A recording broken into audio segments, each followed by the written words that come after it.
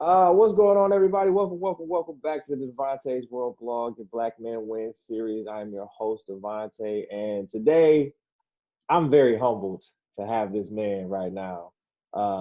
Very excited. I don't think he understands how excited I am to have him on our series right now because I look up to him. I've been following him, watching him, studying him since I got into the podcast network, podcast game. He is a mentor from afar, and he just hearing this now, you know what I'm saying? And I appreciate him for coming.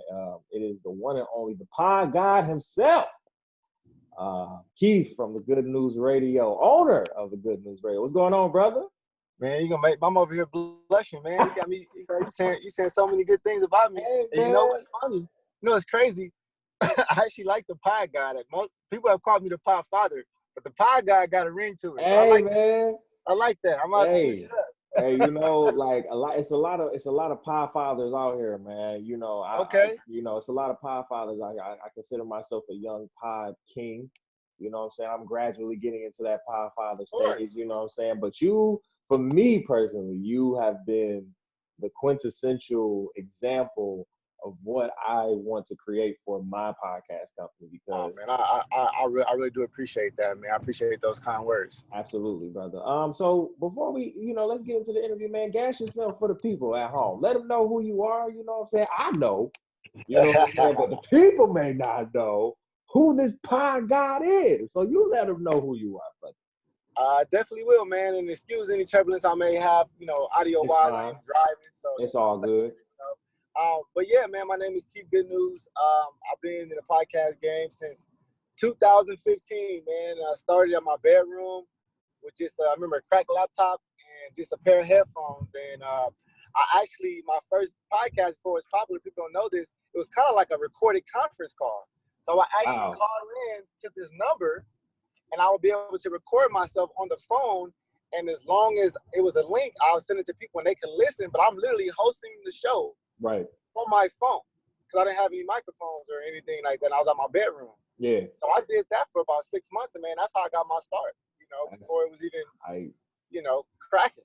So and look at you. Yeah. So that's where I started at, man. And now fast forward to 2020, and I actually own two podcast studios, which are essential to our podcast network, which is the Good News Radio and Podcast Network, which makes up of 2 live radio stations, which is the Good News Radio Talk and the Good News Sports, which is all sports station. All our shows are live and on demand. You download that stuff free, chat with all the shows live, and be on the lookout for the Good News TV, because we are going into TV. And as well as we're looking forward to bringing back the podcast Pit LA, which is a live podcast audience series that we started early this year. Gotcha. So that's all the stuff, along with a bunch of other stuff, but that's the main stuff. Man, come on. This is why you the pod guy, bro. You own 2 stations?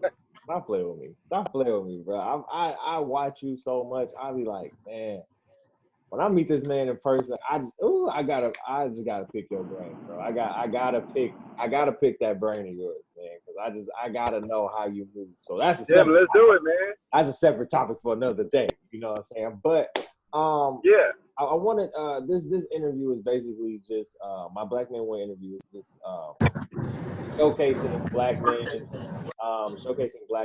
around our community, and just getting and breaking down their sense of seeing where they are right now.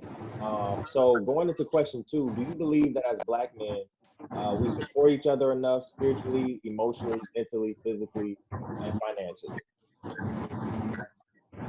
Of course not. Yeah. Of course not. Because if we did, you wouldn't have to ask that question.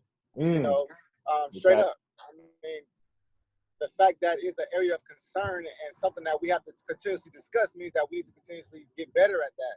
Right. So enough, no. Do we do it? Yeah, I think right now, obviously with everything going on, there's an increase in that because we're being way more intentional. Right. I think as long as we continue to be intentional, it will change the consciousness for it to be like a subconscious thing that we do without even thinking about it. Kind of like how we, if you go to the grocery store today, you're not thinking about who owns a grocery store. You're just going to go buy your groceries. Absolutely. Right now, we're looking intently like, okay, where's the black business? Where's the black person owning something? And we're trying to intentionally do that. Right. So I think once we intentionally do that long enough, it will become a subconscious thing. Just how we go to routes and we don't know who the owner is, but we know they ain't black. So, I think that it's going to, take, like I said, that intentional effort over a period of time. Damn, that was a great answer. Good Lord. Because I always ask this question. This question is probably one of my favorite questions because I want to always see what my black men say. And usually they have that same answer. Like, do we do it enough? No. Do we do it? Yes. It's just not enough. And I think in all of those areas, especially mentally and emotionally, I was talking with another brother that I had last night or yesterday when I interviewed him, and we were just basically saying, like, emotionally and mentally, those two for real are the ones that I think we need to get into the most. You know what I'm saying? Because we've been taught so much as black men not to cry, not to feel, not to sit here and hold our emotions in because that's not manly like. But at the same time, as we've seen over decades and generations, even right now in the past 10 years, a lot of our black men are dying younger and younger and younger. And it's trauma. And we have to feel. We have to be able to feel that and be able to express that. So going into question number 3, do we continue to allow our generational curses in our community as black men hinder us from experiencing and realizing our true potential? You know what? I'm glad that was a follow-up question because it's a great segue, and I can tie in my response from what you just mentioned. Mm-hmm. You said like black men, are shown not to cry, and that's like a men thing in general, but specifically black men. Well, let's take it back because this question you're talking about like the historical foundation of where we are now. Absolutely. The fact of the matter is, it's the idea of never let them see you sweat. Yeah. And think about slavery and, during civil rights, they would take away your kids. They would find ways to hurt you, and if you let them know it hurt, that's when they know that they got you. So I think historically we were taught to like not cry and do that stuff because we didn't want, we didn't want to be right. We didn't want to show that. Exactly. Yeah, whatever. Take my family. I don't care. If you don't act that way, then even how we see women, and we see them as kind of like a dime a dozen, whatever. Mm-hmm. I think a lot of that stems from having to detach ourselves emotionally from women, from black women, and just from people, those emotions in general. Absolutely. So as a safekeep, I think it's evolved to what it is now because the foundation of slavery is gone, obviously. But I think that's where it stemmed from, to be honest with you. So yeah, I think that is a generational curse right there, right then and there. And I think that systematically it's been also encouraged and influenced. Let's look at the historical aspect of, I'm gonna say on this show, people out here rooting for Joe Biden. Joe Biden wrote the laws that put all those black men in jail in the 80s, even though Bill Clinton signed it. Joe Biden, he wrote the bill, and people don't realize that. Yep. So that's also another systemic way of breaking apart the black family, where now black women had to become detached emotionally from the black men. Exactly. So I think that we are dealing with that, and that is a generational curse in the black community. And I think our generation right now, and I thank God for social media, because people can say whatever they want. Yeah. But social media has influenced a lot of our action. And one of the things that it has done for the black people, for our generation, has made it cool to be a black family.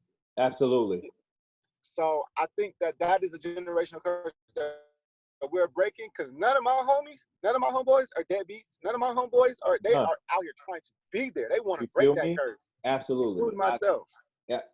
I agree with you 100,000%. And I was talking to my guy about it yesterday when this question came up. We are the generation, and I've always said this on my show. We are the generation that I feel like we can start to change a lot of, start to really dig into a lot of the hurt, the pain, the anger that we have as not only black men, but as a black community, that we can now sit here and sip through, right? As now a generation. yeah, it's gonna be some people that, you know, just want to stay in their comfortability bubble. You know, Of it's course. gonna be a lot of people that just want to stay comfortable. But as I've said before, as Black people in this country, we have the undying burden of not being as comfortable as our white counterparts. You understand what I'm saying? Oh, We can't be as comfortable as that. You know, nah, we can not even never be, close. not even to the closest degree. As much as, you know, the blackest, you know, man on the planet wants to be that white man, you will never have it like he has it. And you can do everything. You can suck up. You can sit here and change your voice. You can sit here and code switch. It don't matter. You can play the role, but it's just like we will always be uncomfortable. You will always be reminded that you are Black, and that's the thing for me. So, um, number four, going into question number four, what can we do better as Black men? Oh, did you freeze on me? Is he gone? Oh no, I think he freezed on me. We frozen in here? We Oh, here back. we go. We're back. Okay, yeah. So segueing into question number four, what can we do better as Black men individually and as a group, right? To help improve our overall community for the next generation. Because like we said, we are the kind of millennials, whether you're older or younger, we're the generation to really be sifting through a lot of the hurt, trauma, pain, not only that has been caused to America, but also to our community. And then as Black men, I think that even though the media, which even though we're in it, I hate it sometimes. Yeah. Even though, you know, the media portrays us as monkeys and thugs and, you know, just everything but a human. Um, Yeah. what can we do as Black men, individually and together, to help improve our communities for the next generation so they won't have to continue dealing with some of the same problems that we're still facing right now? This, I was having a similar conversation to one of my buddies yesterday. I was like, I'm proud of what we've done. Think about each generation, that what they've tried to accomplish and move forward to. Our parents, their main thing was getting a job, because that was their battle. They Right. couldn't get secure jobs. They couldn't get jobs enough to feed their family. Getting security and getting those good jobs. Mhm. For our generation, it was education. We see an influx of people, millennials, going to college. That was our thing. Yep. Right now, we're going to be an educated Black community. Right. Now, I think what's happening is we're trying to move into ownership. Yeah. We're going to be a Black community that owns things, and I think that we keep doing these things with every generation, because we're passing down. I mean, naturally, we're trying to make the next generation better. Our parents gave us the opportunity, most of us, to get an opportunity to go to college, which most Black people never had before. Absolutely. So, I think that what you're doing right here is it, bro. I mean, the fact that we're connecting, having this conversation, makes me feel stronger. Absolutely. And it makes you feel stronger. Absolutely. And I think what's happened historically is we've been separated for so long. Man, talk about it. Talk You know, about it. Oh man, talk about it. separated for so long, and then turned against each other. So that way, they didn't even have to do as much. We separating ourselves. Mhm. Black people want to move out of Black communities, which I understand is out of fear, but the fear has been put in there, obviously, instead of people staying and changing the community within. So I think what me and you are doing, and what our generation is teaching, is what's going to move us in that direction that you're talking about. Mhm. Us continuing to connect. I'm a part of this group called the Giants Den. Mhm. And the Giants Den is for distinguished Black gentlemen. And it's an interview process and everything. And it's wonderful because it's all Black men. And it's from all around the country. And we get together and we do a Zoom call Monday and Wednesday at 5 o'clock in the morning. Oh, You know wow. what I'm saying? 5 a.m. in the morning, Western time. So if you on the East Coast, is all good, whatever, But we get up because we know everybody's available. Right. And the only thing that's stopping you from joining that or being a part of that growth is sleep. And if you can't give up sleep for progress, then you're not going to be successful anyways. Oh man, talk about it. Talk about it. So I think, bro, you're doing it. I mean, the fact that we're connected now, like I said, I feel stronger as a Black man because I know I got your support. You got mine. Absolutely. And we're two strong individuals. So given that, two is better than one, five is better than two, so on and so forth. But as we continue to connect and build relationships amongst each other, it creates it lessens the idea of fear amongst each other. Yeah. And as Black men, unfortunately, when coming across another Black man in a neutral space, the first thing is fear, and we have to constantly correct ourselves to not be in fear. It's like fear and competition. And unless fear and competition, instead of, I always say, the wealthy never compete; they only combine. That's a lot of people don't know that. That's it. They never compete. They never compete. They're always in cahoots. Man, Samsung builds Apple screens. You know what I'm saying? and you feel me, bro? You know what I'm saying? Like, I always think about that. I'm like, as much as we look at our culture now, a lot of us sit here and say, man, McDonald's and Wendy's, they versus each other and stuff like that. I'm like, if y'all really actually look at it, the whole the company that literally owns McDonald's owns Wendy's, Arby's. Hey, here's another one for you. All of them. I got another one for you, man. Louis Vuitton, Christian Dior, and I want to say Fendi, but I could be wrong, so I don't want to throw that in there because I don't want to misdirect. But it's another third high fashion owned by one company. So it is Fendi. It is Fendi, I believe. It is Fendi? I'm going to go say it's Fendi, but I'm also looking it up. I don't care, but I think it's Fendi. I believe it is Fendi, yeah. One company. You get the idea that you buying different things, or they in competition. Oh, you got Fendi, I got Louis. It's the same company. And people don't even realize, bro, 70% of the eyewear glasses market is owned by one company. And when I say the market, I'm not just talking about the eyewear.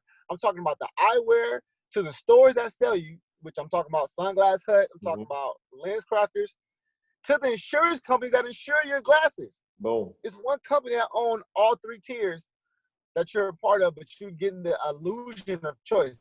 They own Oakley, they own Ray-Bans, they own it's like 5 anyways.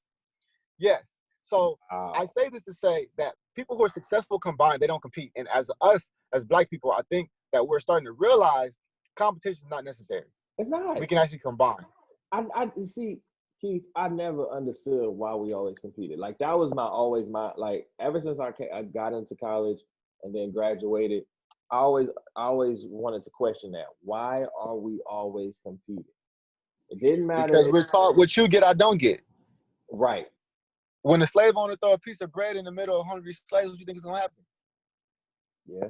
You see what I'm saying? It ain't, oh, let's break it up. It's like, bro, I'm hungry. I gotta feed my kids. I gotta feed my family. Yeah. It ain't about you. It's about me.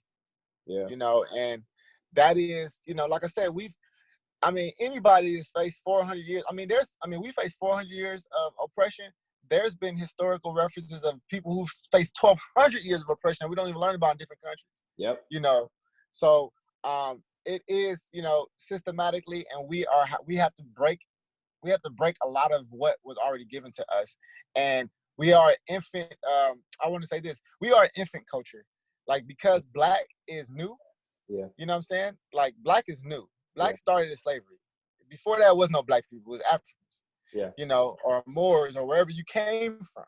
So Black is new. We are Black people are 400 years old, and we are going up against cultures that is thousands of years old. Yep. So it's almost like we have to build everything from scratch, and that's what we're doing right now. But I think we're doing a good job. I think our generation's doing a good job. I think so too. I believe in that as well, wholeheartedly. I always say we still have so much. We still have far to go, but I think the progress that we made has been so significant. So going into the last question, what does Black Men Win mean to you? When you hear that, right? When you hear that hashtag Black Men Win, what does that mean to you? Okay, so let me say what I've had to go through to find myself, to be comfortable even calling myself Black. Ooh. This is deep, right? Ooh. Now, this is what I would call probably an unpopular Black opinion. Okay. Because, I like those. And Black is a slave term. Yeah. Let's just start there. We never called ourselves Black. We were given that term. We were Africans. They stripped us from our language. Yep. They stripped us from our culture. They stripped us from our names. Yep. They stripped us from what we even call ourselves. Yep. Gave us black. And we took that. Now, that's, I don't get too big up in details because I want to get to the point of the philosophy of things. It don't matter what it's called. Mm-hmm. But I had to get over that first. And then when I realized, okay, we're now finding strength in being black, it's okay to use. So you said that black men can win, right? Mm-hmm. When I think of that hashtag black men can win, let's look at our abilities, natural abilities. Let's not even start any of that. Natural abilities, man. Natural abilities. The fact that we had to go through everything we had to go through. Mm-hmm. The fact that we had to go through being beaten, stripped from our families, deal with rape. Literally, I'm not talking about women rape, but men being raped. Yes, sir. Talk about it. Men being raped, and to be, obviously feminized, and to show, that for the white man to show dominance over the black men. Treat you like a woman, treat you like a girl. So I think that we've had to overcome all those things. We have to bear those scars today. We've already won. Yeah. You see what I'm saying? We've already won, because if you walk into a store today as a black man and as a white man standing there, they're going to feel physically inferior. Yep. If you put a lion in a cage with a hyena, it doesn't matter what your thought process is. Physically, the hyena is inferior. Yep.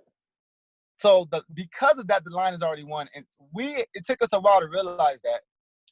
And now we don't play that shit. You know what I'm saying? We don't play it at all. Listen, bro, I got just now, I was at I had a meeting right before this. So I'm leaving. I'm in the car. And outside, I was waiting to go in. This Jewish guy, he had the yarmulke on and everything. And he sat on the ground because he was waiting like everybody else. And he was like, he made a joke. He was like, "Oh, is this a protest?" And everybody kind of looked at him. Oh. And then he was like, "Oh, I'm just joking." Right? So I sat there and I looked around and I realized I was one of two black people there. Right? So I looked around and said, okay, this lady's kind of looking at him like, well, why did he say that? So he went back to reading his word or whatever. So I walked over to him. I said, "Hey, man." I said, "Hey, don't play like that." Right. And like, don't do that. And then he was like, "Oh, yeah, I was just playing," because I said, "It doesn't matter. Don't play like that." And I knew he felt inferior. Like, he minimized himself. Yeah. I won. You know what I'm saying? And and all I had to do was use my words. That's it. I didn't have to. And I even told him, I said, "Hey, no, like you're good, but I have to let you know, don't play like that. Right. This shit is serious." So that was, I don't want to say, essentially that was a win. You know what I'm saying? I didn't have to use my physical dominance. When you can use to win, because I already understood. Understood. Yep. It's already understood. So I think that changing it from feeling like we can win, from feeling like we already won, puts us in that feeling of superiority. You know what I mean? And I don't want to say superior over no man, but I want to say physically superior. Right. That's all I'm talking about. Physically, and that, to me, that's the foundation of all living things. Most of the time, in most cases, any type of animals to insects, physical dominance always wins. And I think that we have psychologically and, truthfully, I think that they know that physically we are more dominant. Oh, absolutely. Yeah. I think there comes to a point where when I created Black Men Win, I knew we were already winning. I just wanted our black men to know that you're winning.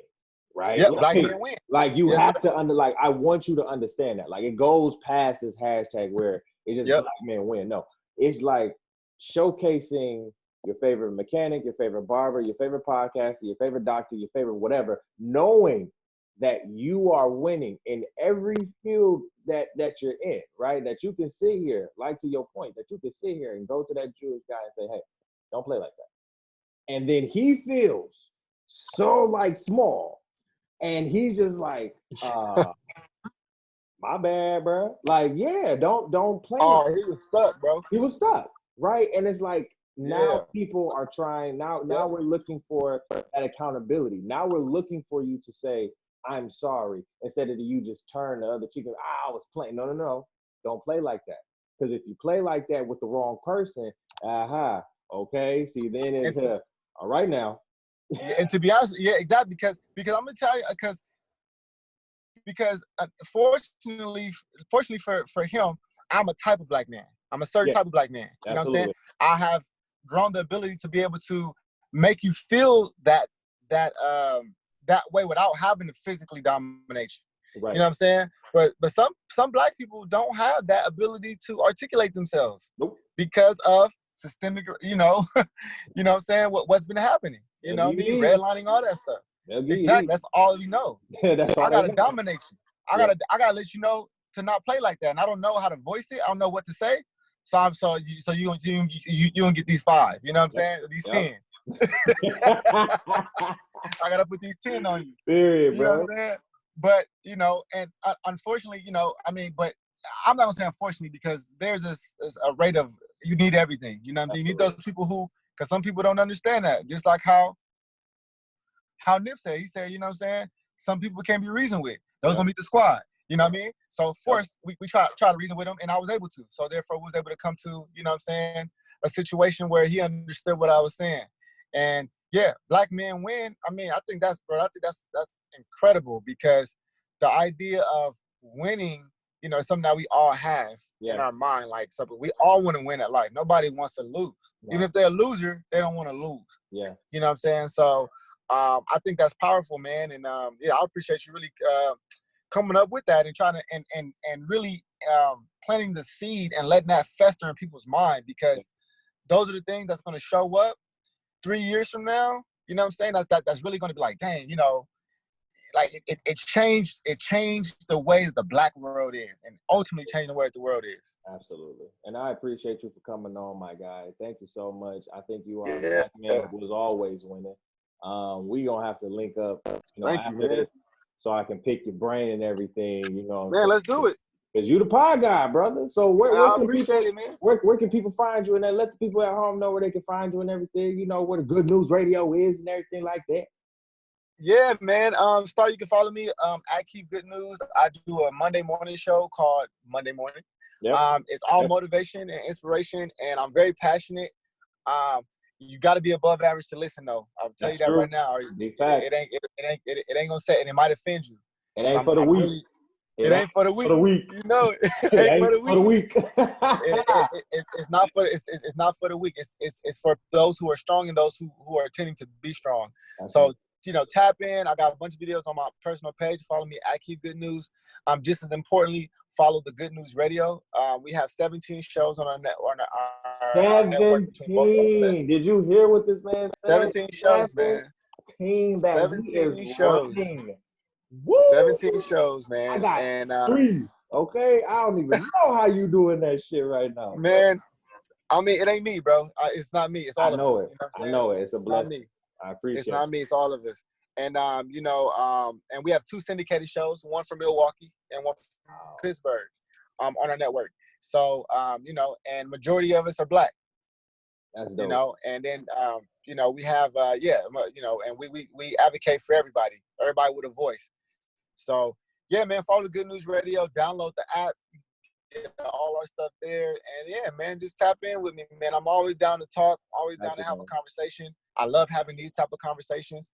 And more importantly, man, I appreciate you for having me on your platform. Oh man, because it's a blessing. I'm honored, bro. You didn't have to ask me. I feel, man, we on 2 separate sides of the country. So you feel me? Through all those days that you found value in what I have to say and who I am, bro, I can only say, man, peace to you, God. I appreciate it. I appreciate you, man. No, thank you, love. I appreciate you. Came at a time where I really was trying to find some great mentors that weren't in my space, but I always try to find some that are doing the same thing that I'm doing outside of my bubble. And you were one of those first people that I follow, still watching everything. So, brother, I appreciate you for coming on. We're about to get out of here. I thank you again, Keith. And yeah, man, we out. Peace.